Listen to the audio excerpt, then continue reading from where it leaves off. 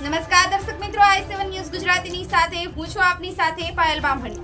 તો જોઈએ આજના મહત્વના સમાચારમાં।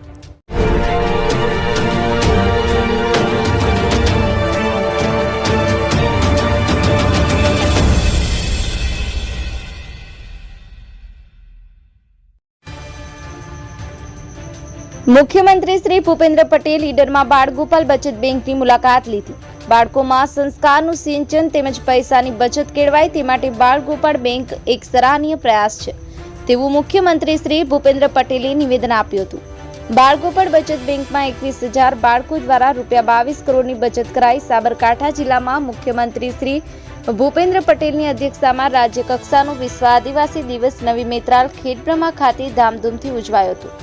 સાબરકાંઠા જિલ્લા પ્રવાસ દરમિયાન મુખ્યમંત્રી શ્રી ભૂપેન્દ્ર પટેલ ઈડર સ્થિત બાળગોપાલ બચત બેંકની મુલાકાત લીધી હતી।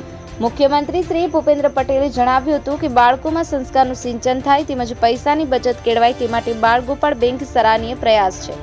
યોગ્ય આયોજન, સમયદાન અને નૈતિકતા થકી જ આ પ્રકારની સેવાકીય પ્રવૃત્તિ શક્ય છે।